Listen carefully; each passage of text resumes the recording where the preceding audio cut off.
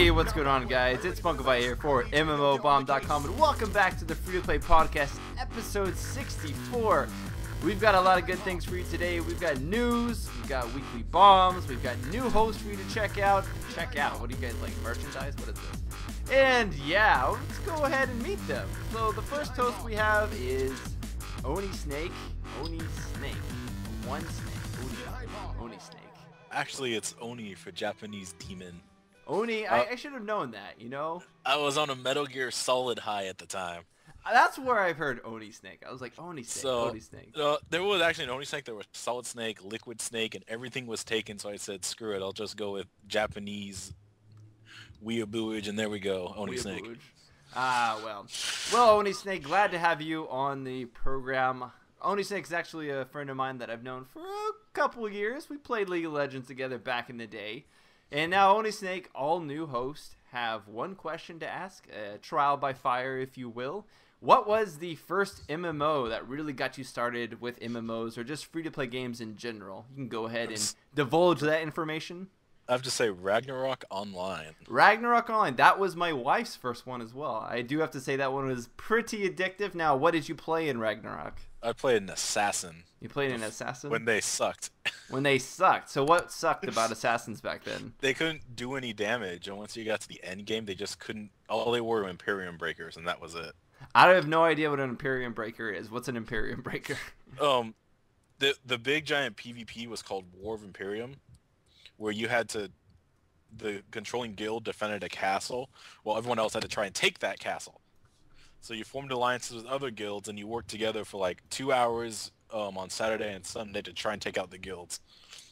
If you got the castle, then you got, during the rest of the week, you got special rewards and items to upgrade, some rare stuff. And so you were just someone that was really good at breaking the castle? Yeah, assassins were good at breaking castle. I did some interesting builds. I went from the public servers to some private servers, back to the public server. Settled on a 3-3-3 server. Private servers were more popular than the official server back when the game was pay-to-play. I can't believe Ragnarok Online used to be pay-to-play, but that used to be how every MMORPG was basically back in the day. Now, our second host, his name is Pharaoh. Pharaoh is actually another person that I've known for quite a long time. He originally started doing YouTube stuff with me back in the days of League Top 10 and League of Legends. Pharaoh, he's scrambling around with his mic there. How you doing, Pharaoh? I'm doing all right. How are you doing today, Spunk? I'm doing all right. Now, Pharaoh, again, just like I asked Oni Snake, what MMORPG really got you started in that whole line of things? Man, so I used to play a lot of console games back in the day, which is it's unfortunate, but I got into Quest 64 quite a bit, which, you know, it was my first RPG. I really loved it. And at the same time, I was playing StarCraft on console. On console? Oh, man. I know, right? It was the most ridiculous thing looking back on it. Oh, but man. That got me set up to play Warcraft 3 when it came out. And from Warcraft, you know, I talked with a friend of mine, and he was like, you should check out this new MMO that came out, you know, based on Warcraft. And I was like, oh, okay, I've never heard of it. What is it? And, you know, he tells me, you know, it's World of Warcraft. So I tried it out. And I hated every minute of it. I was playing like a human mage or something ridiculous like that, right? And you know, I just absolutely hated it. And then I tried City of Heroes, which was a lot of fun. And I ended up going back into Warcraft.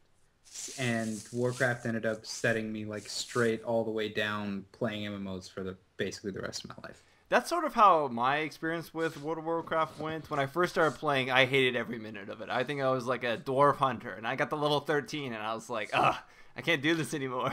Yep, I got to like level 10. And see, it's because you both went Alliance. I mean, I started off as Horde. I went Undead Mage, and I had a blast. I re-rolled Undead Mage and played all the way to 60, rated in Molten Core, AQ40, Nax, and, you know, it was just, you know, I've been playing WoW basically since. You know, I took a break for a while. And we used to raid together back in Wrath. We raided Ice King together, or not Ice King, Ice King. Lich I've been King, watching bro. too much. Been watching too much Adventure Time. Yeah, Lich King, man. I remember that stuff. The old good rages over Vent, and Varys is sitting there calmly talking into Vent. Sometimes you got to be the raid leader, you know? I know, it's okay, it's okay. So we've got a really good episode for us today. Now that we've got our formal introductions out of the way, I'm sure there'll be a lot more information we learn from our new co-host rather, as we continue. But our first sort of first news topic of the day. Dragon's Prophet game details and beta details have emerged now. The beta, which is set to kick off on Tuesday, tomorrow, the 19th. Well, tomorrow is the 19th for us, but by the time the guys actually listen to this or watch this, it'll of course already be out. That is both for NA and EU regions. And for those of you that don't know what Dragon's Prophet is, it's a kind of Pokemon-style dragon MMO where you're pretty much focused on collecting lots of different dragons that have different play styles, and those sort of define how you play as your character. Now, we know there's a lot of MMORPGs out there that have like pet systems in them, but it's kind of interesting to see an MMO like Dragon's Prophet really like make that the mainstay. I mean, you have like SOTOR, who has a companion system, but that's still just like an extra DPS. They're talking like this will be the main tank or the main healer, and players themselves are just going to act as like DPS. What do you guys think about MMOs that do that sort of style? Or actually, I don't know any MMOs that do this sort of style except for Dragon's Prophet. What do you think about it? Whoever answers first. I think it's kind of awesome, to be honest with you. Like, being able to delegate that role into a section of your character is pretty cool. That way, you know, if someone, I mean, assuming you still have people who can tank and stuff, if you're short like a tank or whatever and you can throw your pet in there instead, that's pretty awesome. You know, it lets you, it kind of takes the burden of finding the right group or not being able to do something because of the logistics out of the game, which is always a huge burden in an MMO, you know? Mm-hmm. The way I read it and the way I have looked at the information, it sounds like the dragon that you have out sort of either augments you or is the augmentation itself, in that when you want to tank, you get a tanking dragon out, and that tanking dragon either makes you into a tank by assisting you and giving you buffs or something like that, or it is the tank itself. Like, I haven't actually seen it in action. I've only seen the dragons obviously fight in videos with the players. So I'm curious which sort of route they go. I think it would be really difficult from my perspective to have a pet as like the dedicated healer or the dedicated tank, unless you just have the sort of normal abilities that you would normally have on like a hotkey or hotbar style, and you just clicked who you wanted to heal and then your pet actually healed them rather than your pet just doing that themselves. But Oni, what do you think of the system? Are you a fan of pet systems in MMOs? I'd say the best pet system I've seen has got to go to WoW. Wow. So let's be honest. We've all wanted to play Pokemon Online, right? Oh, I'm in. I've wanted to play that since forever. And that's basically what WoW did. It became Pokemon Online, but their pet battle system is a completely separate game in itself, almost. Yeah. Yeah. I've been trying out Panda with a friend of mine, and I've just been totally in love with the pet system here. Like, I've spent almost all of my time flying around capturing rare Pokemon. It's really you mean one pets? of the They're not even Pokemon. I mean, okay, look, but they have different types, and the types are strong. It's WoW Pokemon. It's WoW Pokemon. But now you have to feel bad about spending $10 in the Blizzard store getting a vanity pet. Now it's actually useful. Oh, now I haven't done that yet. Oh man, I have. My girlfriend's taken 4 of them so far. I need 2 more, and she'll have the whole set.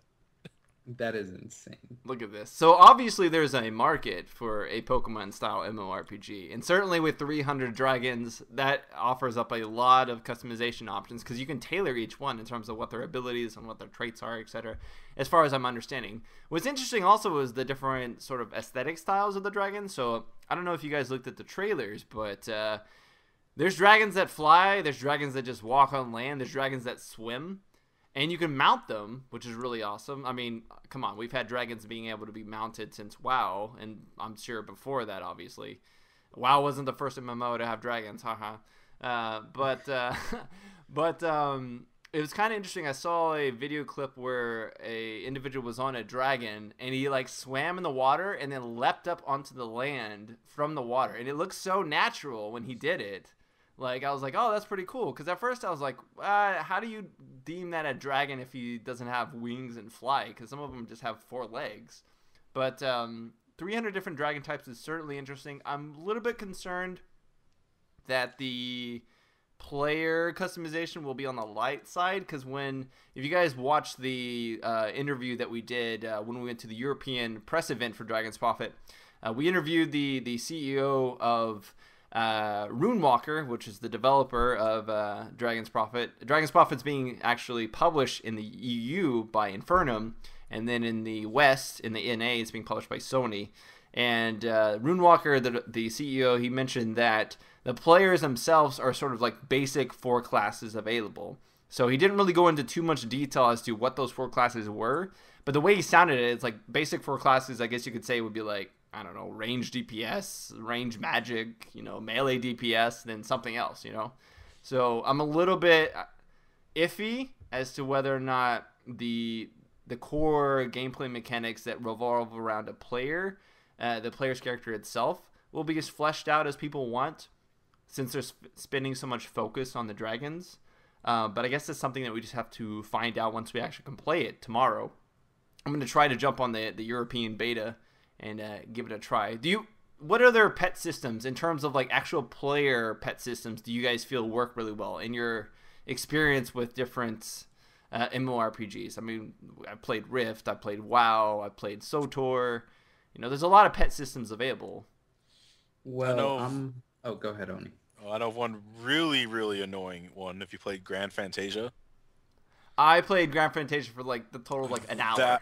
That little pet was the most annoying thing ever. Your pet system was basically your crafting system. Your pet could take 3 resources so he could mine, collect forces, and then build this. But he's the only way he could gather resources, and every time he did something, he got hungry. So you had to keep on feeding him, and you had to be logged in for the entire duration of it. Oh, man. And if you didn't feed him, he could run away and be lost forever. Kind of like it's like a Tamagotchi that you had to keep track of, or else you'll lose your entire crafting bonuses. I will Start say, from scratch. I hated when you used to have to feed pets to keep them in World of Warcraft. I hated feeding pets over and over and over to keep their happiness up, or else they would run away. I thought that was the most annoying thing. Oh, and the different types of food, and each pet could only eat a certain type. That was an abysmal system. I love feeding my bear meat. It's like feeding fish food to goldfish. It's made out of fish, so as long as they don't know what it is, it's just meat. I'm sure at one point, if we ever get abducted by aliens and they're like, "Oh man, this meat is delicious. What is it?" And I'm like, "Oh, we're just feeding humans to humans." Soylent Green. All right. I'm gonna try not to blow your mind here, but okay. There's actually a really good pet system out that's been established for a pretty long time that I know we're all familiar with. And there's actually an MMO for it, and it's a Pokemon MMO. Really? And it's totally free to play. It's like PokeMMO.com or something. Ah. And I think it's updated to the current generation, but it's basically exactly what you would want. It's you can choose what set of Pokemon or what region you're in. And you just go around capturing, collecting Pokemon. You could trade with people. It's like an interactive world where people are running around with you and stuff. So I have seen some revisions of different. Nintendo usually shuts down Pokemon MMOs when they get wind of them. That's just Nintendo's policy. But I have been around for a while actually. I don't know why it hasn't been shut down, but my friends have been talking about it. Did it actually look like the Game Boy version? Yeah, looks exactly like the Game Boy version. Yeah. Now, see, that's nice, but I still would like a 3D open world MMORPG Pokemon game where you're running around and throwing Pokeballs at stuff, and that would be amazing. That's how I felt playing the new pet system in WoW. Actually, was that I was paying to play my Tauren Paladin as a Pokemon trainer, and I was flying around looking for specific kinds of Pokemon. You're just humming the song, theme song as you're flying around in the wyvern, when you do a certain achievement or whatever, they give you a hat that increases the XP of the Pokemon you get, and I thought for sure it was going to be like a red and white Ash Ketchum hat, but no, it was like a safari, one of those traditional safari hats that you put on. Oh man, Yeah, it's pretty awesome. All right, so in the end, do we give Dragon's Prophet a thumbs up or thumbs down? What do you think? Do you think it's going to be good, or I mean, do you think it has the potential of being good? Do you like the system that they're trying to pull off with the MMO? You, Ryan, Pharaoh? I think it can be really good. I think, you know, there is a massive market for like a How to Train Your Dragon style thing. Yeah. And my biggest concern with the game is that it turns into the dragons just kind of being like choosing your spec, and they're just kind of visually there instead of, you know, actually being dragons and being awesome. Mm-hmm. You know, if it turns out to it's just like, oh, you throw this dragon out and it flies around you and gives you certain abilities, then that's not really different than just being like protection spec or DPS spec or something like that, you know? Yeah, I understand. Or basically you're saying that it's there and it just kind of gives you whatever special tree traits you normally would have if you were just a player. Exactly. Gotcha. So if like the pets feel really good in combat, then it will be a good game. If it doesn't, then it's just going to be pretty bland, you know? Cool. Yep. Now, Oni Snake, what about you? Thumbs up or thumbs down?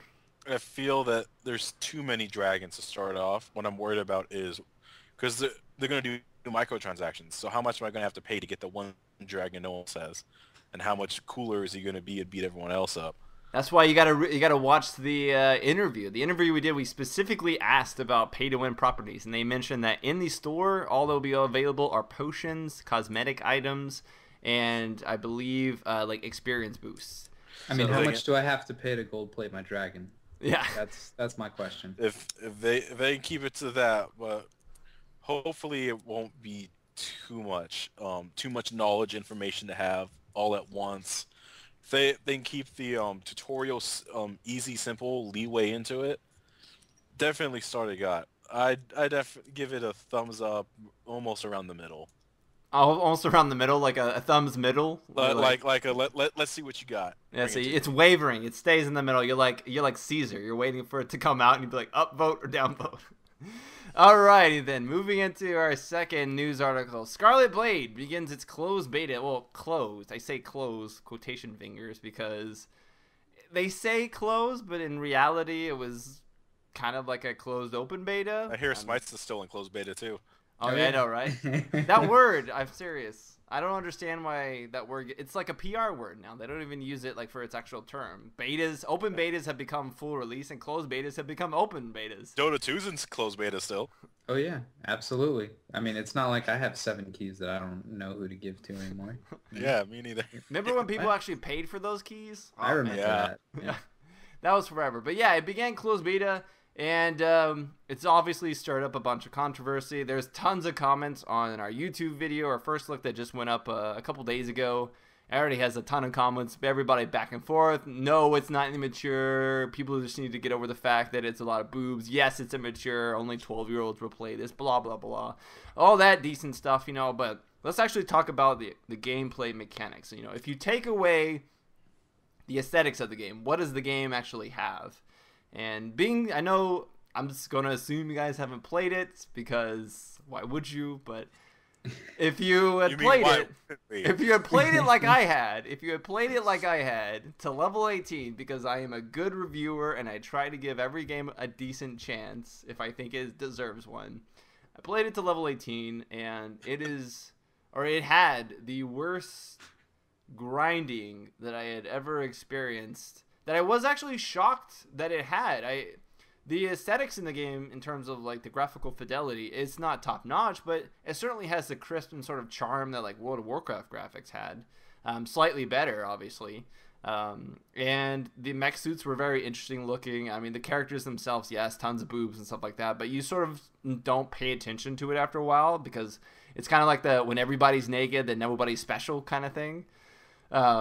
So in that respect, it was alright, but the gameplay, the actual questing was just nothing but kill quest over and over and over, and then it would have you kill it, and then it would have you go back and kill it again to pick up items off of it.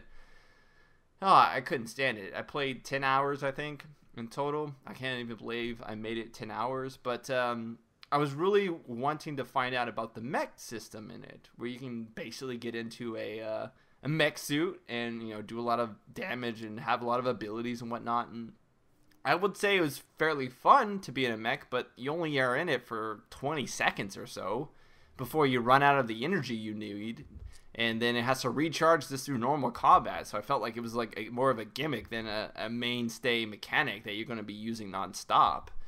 So that was really disappointing. And I played a little bit of PvP, but it just ended up being sort of like a grind fest in the middle. Now for you guys, I'd really like to ask you, you've seen the cosmetic style of it. Do you feel that now that you kind of understand the gameplay mechanics of the game, obviously there'll be players playing this, but do you feel it is a appropriate response for some people to be upset at the game only for its aesthetic style, or do you feel like people should really be upset at the game for its mechanics or for its lack of really diverse mechanics in a day and age where there's a lot of good MMORPGs that are competing, and we have Terra, that's a really good MMORPG in response or in comparison to Scarlet Blade in terms of just mechanics and overall the action, combat, etc. But what do you guys think? So we'll start off with Pharaoh. Okay, so I've played basically every MMO that's been out. I played DC Universe, I played Age of Conan, I played Heroes, City of Heroes, I've played World of Warcraft, I played Star Wars: The Old Republic. Like I've done it all. Mm-hmm. And if this game is doing nothing to innovate the genre, and it's literally just, okay, well, people are naked now, that's not really doing anything for gamers as a whole, and I understand why people would be upset about it. Because if they're not putting in like a unique system or like a special type of combat like Terra did, then why would that game exist other than to make gamers look bad? Like that's really all it's doing at this point. If it's not innovating and it's just an aesthetic, like it's just there for eye candy, and it's not even like socially acceptable eye candy. I can't like show people that game like I can do with Eve. I can't be like, look at how awesome this game looks. I have to be like, well, yeah, this game is kind of like this, but you get used to it after a while.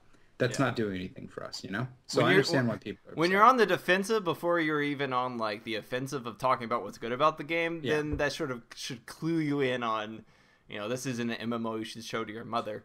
If now, I make excuses for it, then we're in a bad spot. Exactly. Now, Oni Snake, what about you? Do you feel that players should just be able to play whatever and it doesn't matter, or do you feel like it's a cause for concern or criticism? Well, let me ask you guys a question. How many female characters have you made your MMOs? I'd say 2. I've made 2. I had a female paladin in World of Warcraft. I changed him. He was originally male. I changed him to female, and it was named Judgmental Pally. That was my paladin. So I would say I had that one, and then I had another one when I played Rift. I would say my main one that I played actually for a while was a female character in World of Warcraft, but I haven't really played female since then. What about you? I've made... Oh, go ahead, Oni. I mostly play as males because I like to personify myself into them, but majority of people like to play as females. You say that, and then your icon on Skype is a voluptuous Samus without her armor on. Like, no, that's Zero Suit Samus. That's Zero Suit armor. Yeah, exactly. Calm down, Mike. I mean, it's still she has armor on, but it's like the skin tight armor, not her typical armor. People want to look at something that's good. People always do that. Well, I mean, I've heard that argument before. I hear a lot of people say, if I'm going to be staring at this character for X amount of hours, if I'm going to be staring at the back of this character for X amount of hours, I might as well be staring at something looking good, right? Mm-hmm. Yeah. But I mean, I've never really been like that. Like I've played one female character ever, and it was actually my paladin when it was healing, and then as soon as I switched to protection, I switched to male Tarn paladin because that's what's up. He's big and tanky. Because Meltarns lift. Yeah, they lift, bro. That's all they do. Does Stealth even lift? Yes. Yeah. All right, so thumbs up or thumbs down for Scarlet Blade. Then I'm getting a good vibe of thumbs down here, but I just want to make sure. I want to clear that with you guys. I would give it a thumbs down. If I have to explain how it's basically different than animated cartoon porn, then I'm not in a good spot. Understandable. Oni Snake. I'd have to give it thumbs down because graphics are nice, but you don't judge a game on graphics. You judge a game on how it plays. That It is true. seems it needs a bit more control work, but if they could fix the gameplay, it can definitely see a better future. I think it's But beyond fixing, honestly. I think it's pretty I set mean, in they the could way really it they could still kind of hasn't do a reached Rifted. 14 level. You know how Rift was like when Rift came out, it was considered like the most complex rotations ever for every Yeah. DPS class or whatever. And they could do something like that. They could do a lot of different things to repair this game. I don't think it's beyond repair. But if they're just gonna make it like a very simple, like simple rotations, basic quests, no interaction with the environment, nothing like that, then it's funny you it's a should say basic rotations because when I played the Whipper is actually an really interesting class. Yeah, it's it's called the called Whipper. the It's Whipper. called the Whipper. Okay. It's All called the right. Whipper, and it uses a whip. So the Really? Whipper, You don't say. yeah. So the Whipper, it was an off tank that specialized in AoE damage and debuffs. So most of her attacks that you unlocked were AoE. And they would do things like remove their critical strike chance or remove their defense or stun them for a second. And primarily they just said, area effect AoE to like 2 or 3 targets. So I guess you could say it was like Paladin in the sense that it was an off-tank sort of AoE, aggro. You even had abilities that would pull targets to you like a chain or an AoE taunt. So it was kind of interesting to see, some of the classes were a little bit different, and they had a variety of abilities that theoretically, if you were doing a raid, you would need to keep those rotations up because you would need to decrease their armor, or decrease their health, or decrease their critical strike chance, etc., like that.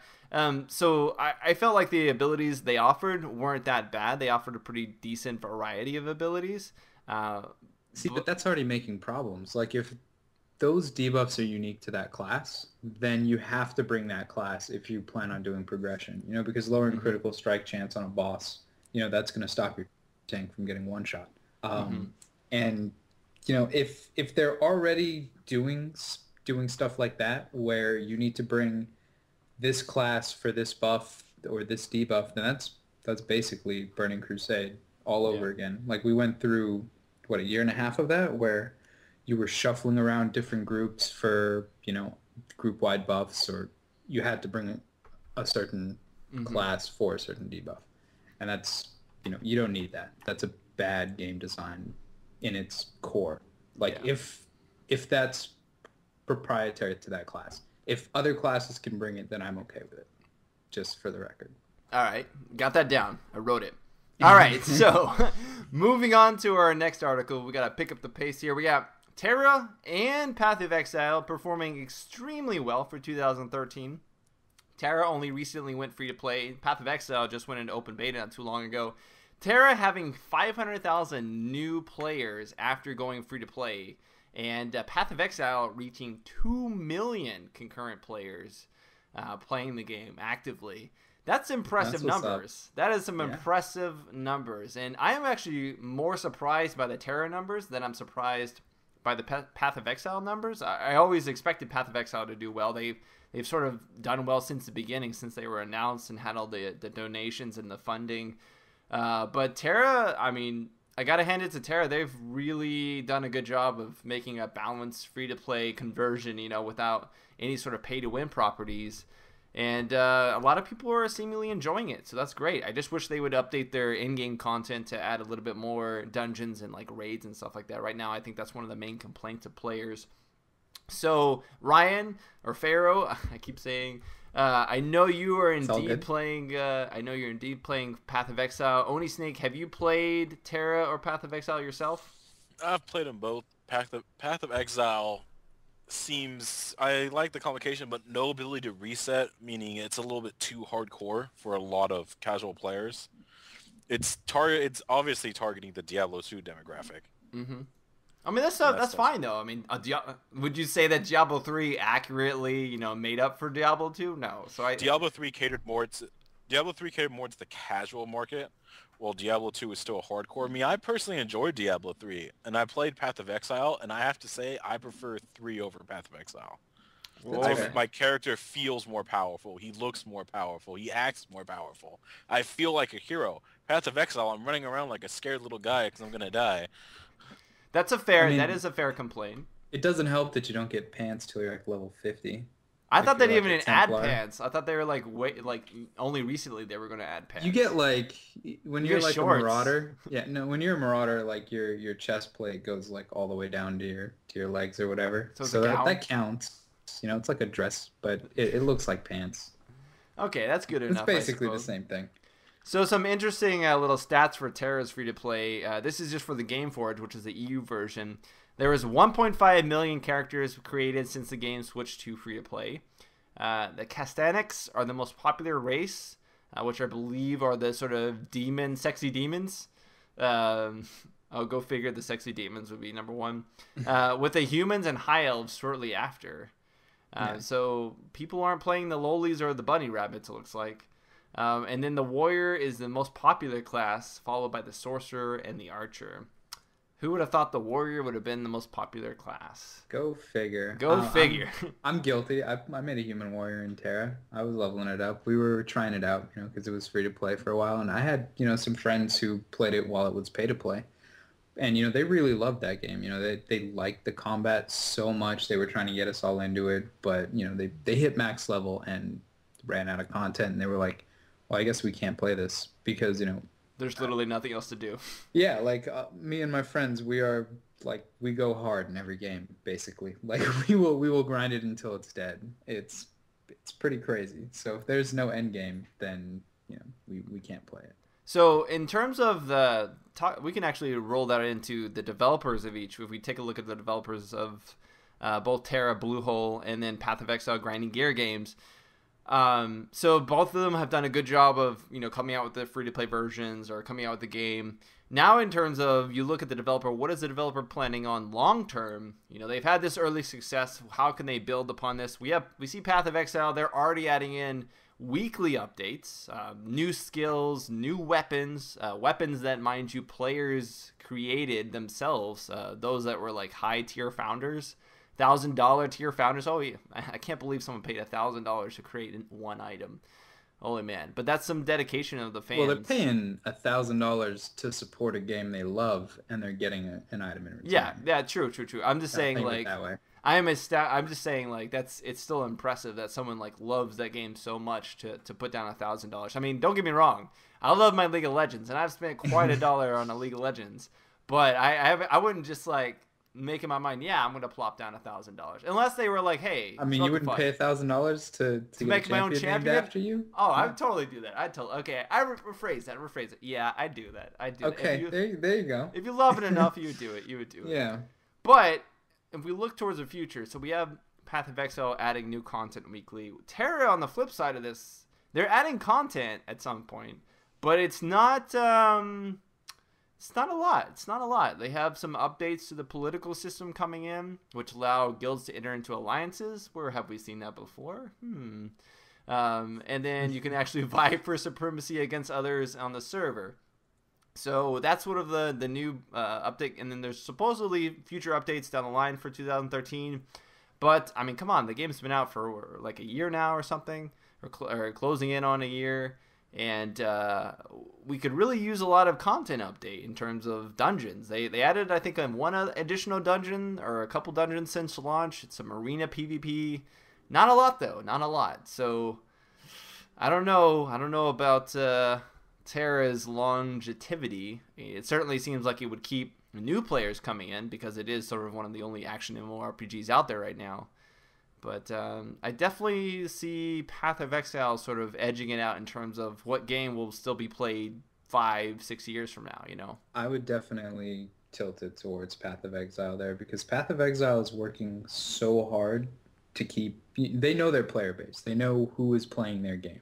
And it's all of the people who love Diablo 2.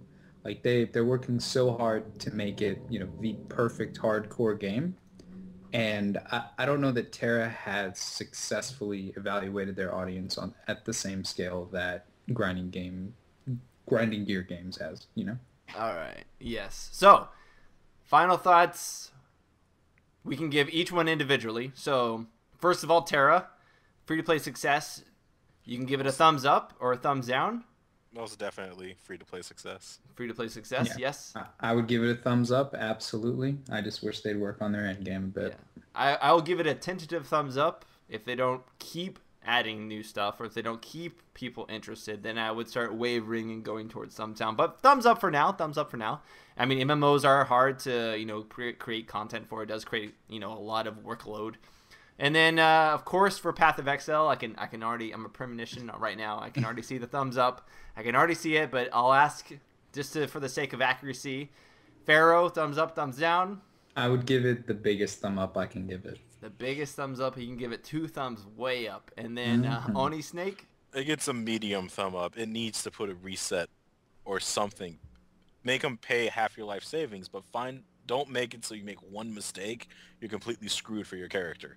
That is a fair complaint, seeing as it is a skill tree and there. It is a huge skill tree. Yes, indeed. All right, so moving on to our final little article of this week. We have Planetside 2 getting a huge, or a semi-huge, I guess you could say, March update. Have you guys actually played Planetside 2? I'm curious. I have. You have? I have not. I played Planetside 1. Have not touched 2 yet. So I was thoroughly disappointed. You were thoroughly disappointed. Now, how long ago did you actually play it? About 3 weeks ago. Okay, so that was fairly recent then.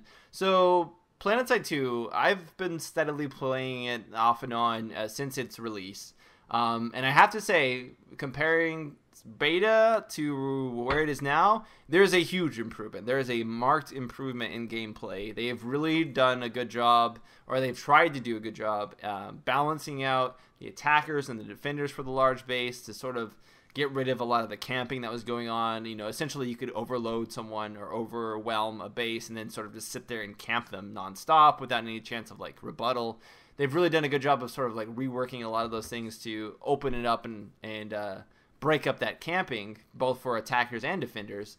But in this March update, they added sort of a long touted and waited feature of the VR room, which was in the original Planetside. But wasn't in this one until the recent update, which allows you to test out any weapon, any ability, any certification setup, so you can test out, hey, I wonder if I'd like, the C4, or if I wonder if I like, the mines. You can kind of test them out to see how they work and if you like the play style of them. They give you things to shoot at. You can test out all the vehicles and whatnot. So I think that's actually a really cool feature to allow players to do that. I mean, I know we get that requested a lot for League of Legends and games like MOBAs, where there's always new champions and always people want to know how they play. People always want to play them in a controlled environment just to get a feeling for it, but we haven't really seen that, so it's nice to see that in Planetside 2, even if it was in Planetside 1 already. In addition to that, they updated the UI, which is great because there's a ton of information for players to sort of absorb, and they've added new faction weapons, which is nice because it actually branches out towards getting a little bit of difference between each faction. A lot of the vehicles, in terms of, besides the main tanks and the main air fighter vehicles, they're all the same. So having different weapons that actually have different properties to them. For example, the Vanu have a charged laser. The TR have a magazine-fed rocket launcher that locks on. You can fire them in quick succession, and then the NC have basically a TV-mounted rocket launcher that you can guide as you shoot it manually. So that's really cool. They've added all that stuff. But I don't know. What do you think?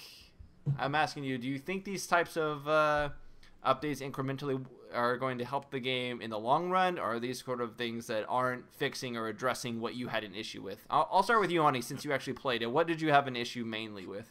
The biggest problem was that when you played, when I first said, I'm like, what does this do? What am I doing? How am I going? Boom, I'm dead. Okay, I didn't even get a chance to know what my gun does. Okay, what does this class do? What does that class do?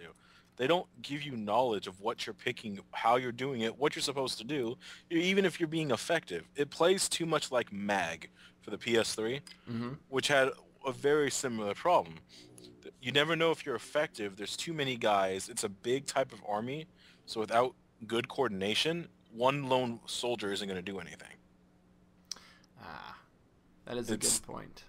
Shooters I have not seen successful shooters past the 32-person mark. I guess you could.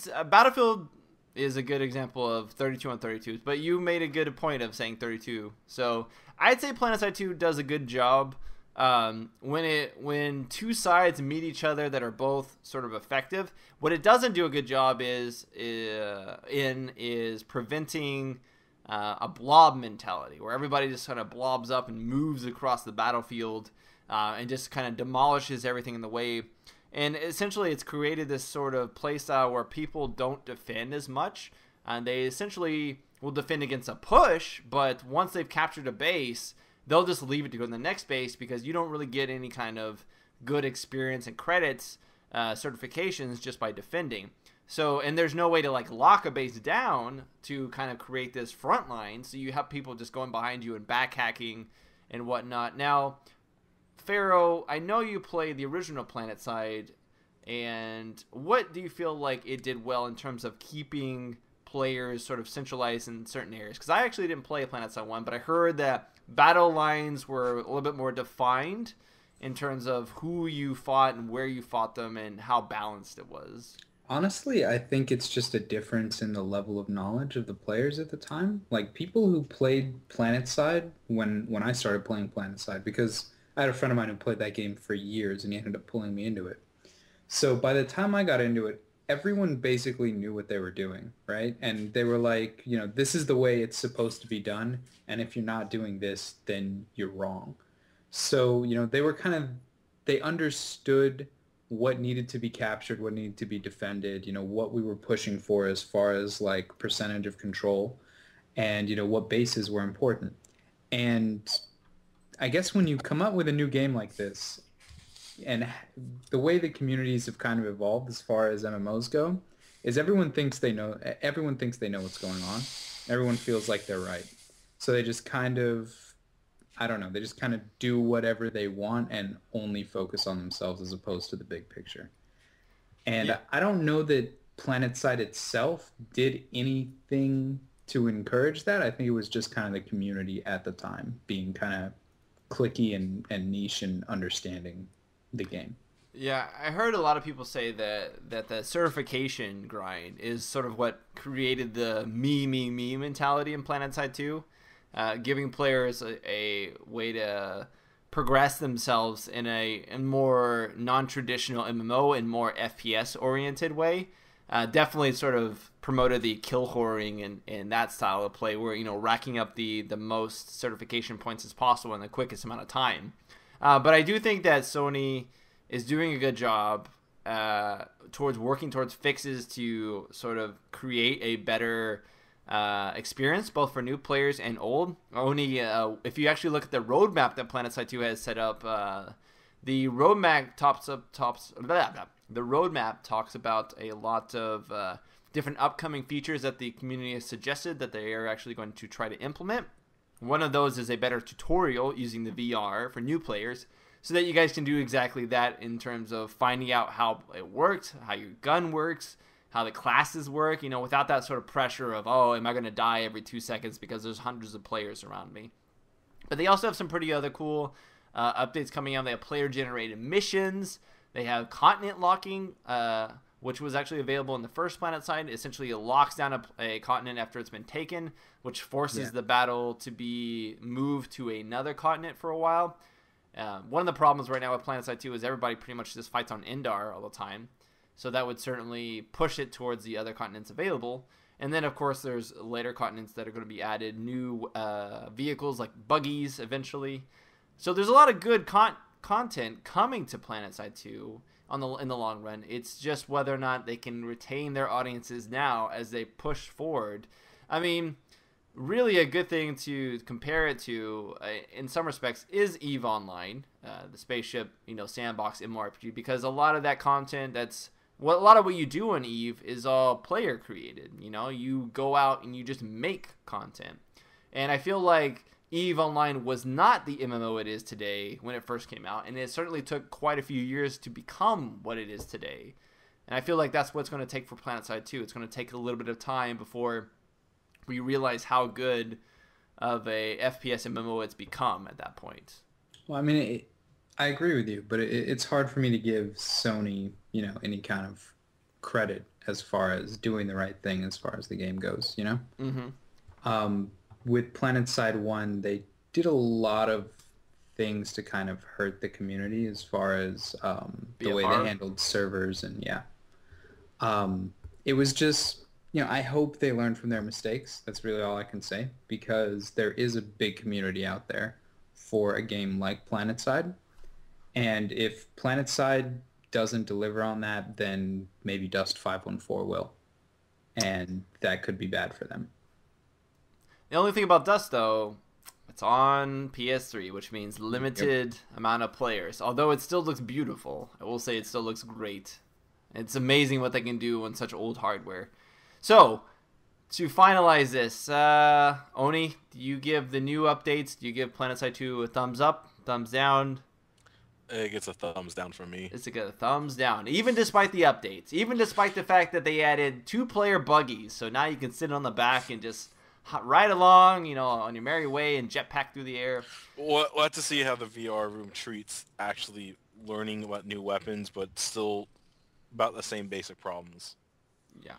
We'll see. You should try it out when they add the new tutorial, and then come back and let us know how it is. Now, Pharaoh, what is your perceptions of Planetside 2? I would like to reserve judgment until I actually play it and see what the new patches are like. Fair enough. And aside from that, I'm gonna give it just kind of like I'll give it like a middle thumb. You give it a Caesar hold. We'll call it a Caesar hold. Yeah, I'll give it a Caesar hold until I actually take some time out, play the game, and see what they're doing. Awesome.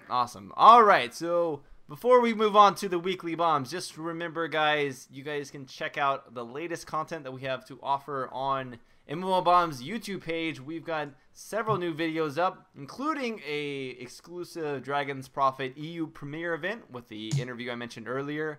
We've got also the Scarlet Blade first look, which I mentioned earlier as well. I highly suggest checking out both of those. We'll probably have more content up by the time that you guys actually watch this on YouTube.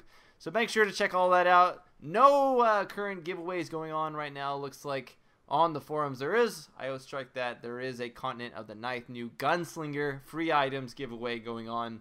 Few keys left on that, so definitely go ahead and check that out if you're into C9 and want to check out the new Gunslinger class. It actually looks pretty awesome, so I'd highly recommend that. Now, moving to weekly bombs.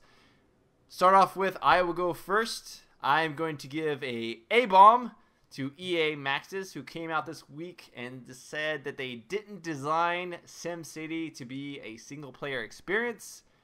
They designed it to be an MMO. Now, Pharaoh on his snake, correct me if I'm wrong, but playing a game multiplayer with 2 other people or something, does that constitute an MMORPG? No. I think it's maybe just like an MO. MO? Like, Yeah, just like a multiplayer online. Yeah, Instead of MO. massively, like MO. yeah. It's not an MMO. No. No, would not. maybe it's because they want Mo money. Momaha. Didn't. Okay. I'm okay with that. All right, so yes, they came out to say there it's an MMO. I don't know what in the world they were thinking about that. They actually said that there's a lot of people, there's thousands of people who like the always online experience and the fact that their servers never work. Yeah. I'm sure the thousands of people who wanted a refund all agreed that they wanted an online only experience. Yeah. I'm sure those thousands of people were just thousands of investors. That's what those were. Those people who don't actually understand. Yeah, we want it to be always online. More money, more money. Curiously, just as a side note, there's been talks that EA Maxis may have wanted SimCity to be a free-to-play game. A lot of the code that's been dissected gives the leeway to make that perception as if it was changed midway through development. Because if you think about it, it's always online DRM. There's possibilities for a DLC. There's limited access for things, making you have to pay for more access. They already did free-to-play with other games. And so I think they decided to perhaps maybe make it a retail version game, which would indicate why it's so heavily tied to social features and online connectivity. But yeah, calling it MMO, what is with that? I don't even know. Luckily, though, EA, the CEO of EA, he just stepped down today. So hopefully a new CEO comes in. I'm not actually expecting much out of him, but maybe there'll be a little bit better change. Who knows? He'll probably just be a drone like the last one. If you can't tell already, the bomb to EA, or a bomb rather to EA, not a da bomb. It's a bombing of EA essentially. Oni Snake, what is your a bomb weekly bomb? Or well, I have to give the bomb to Smite. Smite has, if you guys haven't played it yet, they have a special beta price for $30, and they start in February to allow you access to all champions they're going to release. Now, if you're a League of Legends player, wouldn't you be nice to pay $30 and get every champion that comes out? If you're a Dota 2 player, isn't it nice to have all of them to begin with? Yeah, but you got to buy those announcer packs, and you got to buy the Mythic Courier, and what about those keys for those chests you get? I have like 20 of those in my bag. I don't even care about them. So yeah, the Smite pack, very nice. I like that indeed. Now is this sort of the same thing that they did with the Tribes Ascend, where they unlock everything for you for a certain price? Is that including future content as well, or just simply what's now? All future champions that will come out. Doesn't include skins, but all future gods that will come out. That's a pretty nice feature. I think $30 is definitely worth that price if you're a fan of Smite. I played Smite. I mean, I thought it was okay, but I still prefer my top-down MMOBA over the third person. But it's still a good game, definitely. Now, I have a lot of respect for Smite. I can't play it personally. Yeah, yeah, same thing. Same thing, Pharaoh. That's a good way. I just can't play it. Yeah. So, Pharaoh, what is your A-bomb, da-bomb? I guess I'm going to be giving da bomb to Grinding Gear Games and Chris Wilson for Path of Exile and the way they're maintaining it. Look at you over there, smoozing up against Grinding Gear Games. I mean, like I said earlier, they know their audience really well. I've been playing Path of Exile basically since open beta. Me and my friends, we've been playing on the hardcore ladder, and it's been one of the consistently best experiences I've had with a game. They recently went about implementing races, and instead of just making it like hit a certain level by a certain time, they've been putting different factors in the races, right? Mm-hmm. So the way it would normally be would just be everyone's going to rush to the same zone and grind that zone until they can get to the next, big XP zone. So Act 1, they would go to the ledge. Act 2, they would go to Western Forest. Act 3, they would go to the docks, and they would just grind those out. But instead of letting people just get away with that, they're putting different conditions into the races where they're like, okay, this week all of the packs are going to have totems. Or this week every pack is going to have like double speed. Or, this week we're going to implement random skills into the race. And, that it's such a nice dynamic breath of life into a game like that it's really something that I think is going to last a long time. So props on them for understanding their audience, and props on them for, a great implementation on a game that people really seem to like. All right. They're Grinding Gear Games, not afraid to take on the big dogs as an indie developer, and I like to see that. I think that's very good. Mm-hmm. So, moving on then to the member bombs. We've got several of them today. Now, those of you two, Pharaoh and Oni Snake, you guys are new. So how this works is I'm going to talk about one member bomb, and then each one of you will take the other ones. I'm going to start off with X-Dragon Mages X. I actually read that as Mage Sex for a second. X-Dragon Mages X says, my bomb, since I was in the area of it in my last comment, goes to Warcraft 3 Frozen Throne. Oh, it sounds like he'd be your friend, Freyo. For being so damn awesome, and for still being on my comp to this day. I love that game. I actually play it with my wife as well sometimes. She loves to play the humans. She gets all those water elementals going. And so, yes, Dragon Mages, Warcraft 3 Frozen Throne was indeed good. It's still good. I wish they would make a Warcraft 4, but they won't do that because that's what World of Warcraft is for. You don't need Warcraft 4 when you have an MMO. They're already telling the story, you know? Right. It'd have to be like set like as a prequel or like something like way in the future that happened like way after. But then they would have to already define what the lore was at that point. It just wouldn't work. Yeah. So Oni Snake, why don't you take the next guy and try to say his name? Lolek RRR. Lolek RRR. Okay. Yeah. And what is his weekly bomb? Is the bomb for this episode and our new host. Oh man, Yeah. Giving us the compliments. Yeah, and he does have to get. He gets an extra one. He gets an extra cookie. Extra cookie. He put an A bomb in for Scarlet Blade. Expected this game to be nothing special, but this game is so freaking boring and generic. Even Aurora World, also generic and ugly, seems so awesome if you compare them. It I is played Aurora World. I played Aurora World. I have to say it had more charm in the questing. The questing was much more similar to, I'd say, World of Warcraft questing. Not new World of Warcraft questing. I'd say World of Warcraft questing from TBC. That's about the level of quest style present in Aurora World, and it wasn't bad. It wasn't as bad as I thought it would be. It had even a mini game where you could act as a sort of a Mario Kart driving-esque minigame where you're a pet or you're a tiny animal and you race with 200 tiny animals and you could pick up power-ups with slow people or make them go reverse directions with their keyboard. And so it has it's some like Mario charm. Kart. Yeah, exactly. That's what I'm saying. Mario Kart. Yeah. It has some charm to it. It definitely has some charm to it. So he's right. He's right. I would say Aurora World would be better than Scarlet Blade. Now, Pharaoh, what's the last one? What do we got here? It is from Tall Shorty. It's a huge A-bomb for EA is showing a trend of greed.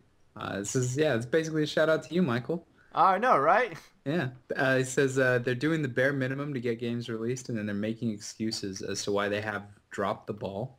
It says, I realize they are in it to make money, but the product should come first. Their delivery of SimCity was atrocious.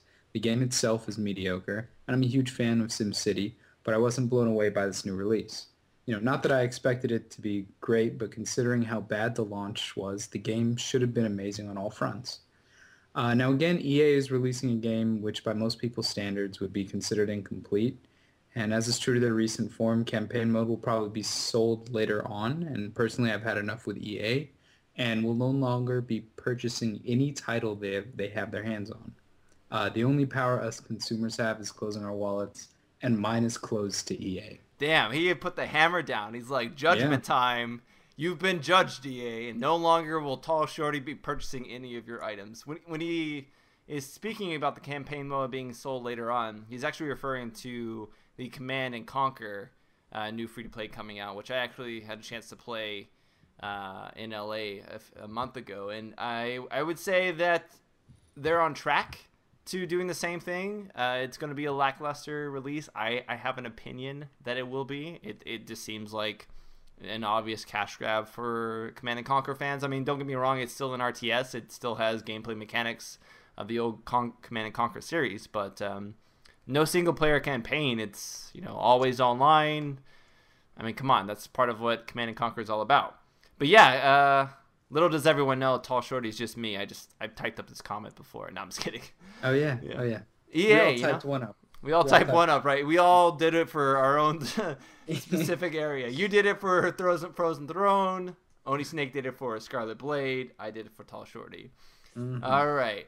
So, now going into the weekly questions from viewers, the weekly responses for the weekly question, rather. Last week's question was, do you find it fun to play turn-based strategy games or RTS games that do not have any single-player campaign and focus entirely on multiplayer? And Tyrell says, an RTS really should need a campaign part. Yes, the company can cut down on production if they don't have to make a story and lots of missions, thus focusing their time on making the multiplayer perfect. But even if it's free to play, they want a lot of people to play their game, right? I believe most of an RTS player base are just campaign players, and then maybe they move on to multiplayer because there is a more intense and different realm like you stated. Tyrell out. He just dropped the mic on that. Just dropped the mic on that thought, and he left the room. Stage. He left the room. He's gone. He's gone, and it's true. It's interesting because I feel like if the multiplayer is done correctly, to where it's really engaging and you can have like an interesting experience and you can progress really effectively, I think you can get away with not having a single player experience if it looks like from the beginning that the depth of how you play and how you progress is going to come from multiplayer.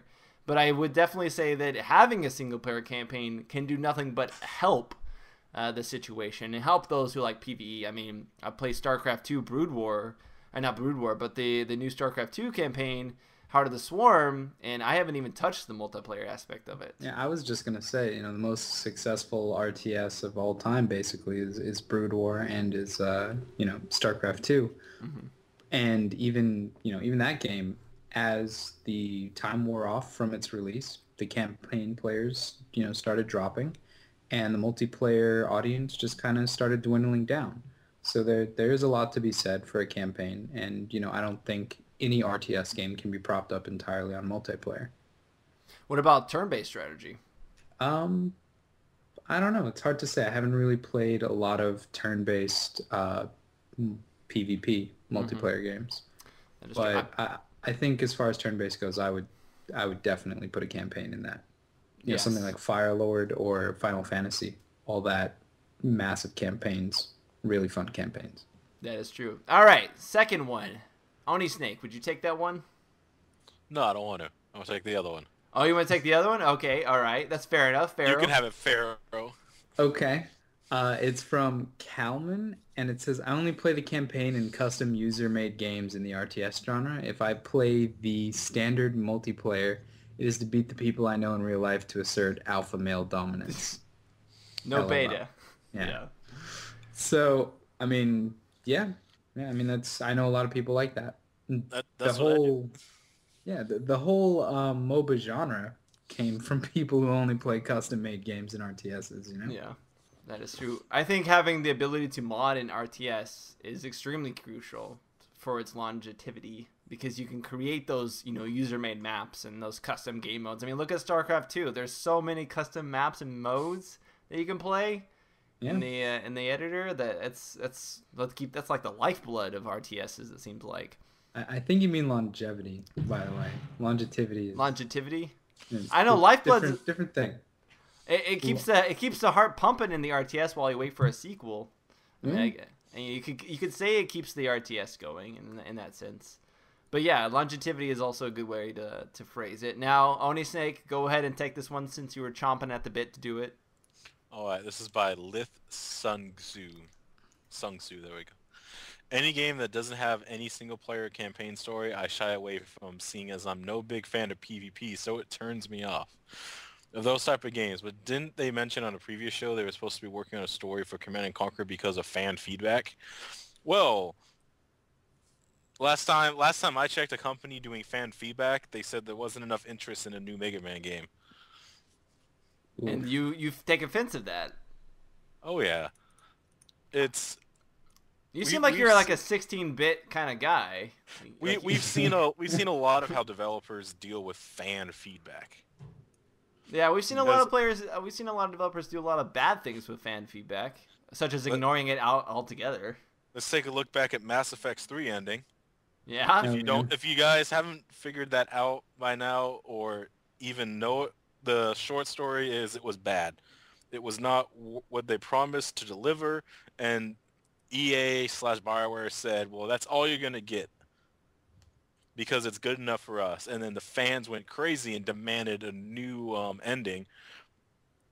And they were defending their ending until they finally said, fine, we'll make a new one for you guys. We'll even offer it for free. Please don't leave us. I beg of you. Oh So man, people wanted a new ending for Mass Effect 3 so badly. There's actually like a YouTube video explaining why the ending that they gave didn't suck, and it's just like hints throughout the story. It's like 40 straight up 45 minutes long, where they go through game 1, 2, and 3, and they're picking out pieces of conversations and like different things that happen, and it looks like straight up like an Illuminati conspiracy. Some of them were But paid DLC conversations. What oh happens if I yeah. didn't pay for the DLC though? But the ending that they pieced together from that was phenomenal. And EA came out and they were like, no, that's not what it is. But good job on the 45-minute video. And I'm just like, really, guys, you can't just give it to us. It's yeah. such a nice picture that he painted. Oh man, I need to see that. I need to go look at that because I I'm will, actually. I will throw you a link for it after That sounds this. good. That sounds good. So yeah, they said that they were gonna work on a CNC. You know, you heard maybe that they were gonna work on a CNC story. I can tell you, I heard from the cow's mouth that I'm just gonna say the cow's mouth instead of the horse's mouth. That EA had no plans upon release to add a story campaign to Command and Conquer. That is directly from them. I was sitting in front of the guy as he said it. That they didn't have that plan to add that. So right now, there looks like no plan, unless they change that in the next 6-8 months. There's no plan for a Command and Conquer single-player campaign at release, at least. So unfortunately, it doesn't look like it's going to happen right now. Yeah, I don't think we'll see EA pull a Blizzard. No. And even Blizzard, I mean, I think even Blizzard's starting to go down that pathway of you could eventually turn completely EA. You're on the verge of it right now. But they've done a little bit to make me feel a little bit better with the Heart of the Swarm campaign, I'd have to say. Yeah, although honestly, the Heart of Swarm campaign is a little bit easy. All I do is mass Zerglings and I win. I had to alter it from normal to hard because I felt like normal was just way too easy, and then hard was actually sort of like my skill level. But moving to our final thing, we got to wrap this up here. Question of the week for this week is, do you prefer MMOs that incorporate pets, or do you prefer an MMO that only has pets bound to specific classes? So I'll ask you guys that right now. Do you prefer MMOs that incorporate pets, or do you prefer pet-specific classes only, like the Warlock? I like pet specific, but I do like my little vanity pets following me, as long as they don't alter gameplay.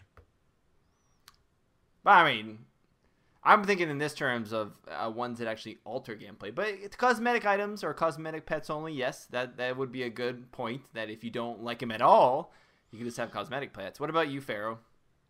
I would rather play a game that lets me, keep a pet with me at all times because I have a dog at home and I love him to death, and I would rather, play a video game while I'm at school that reminds me of having him with me, Yeah. So I like pets.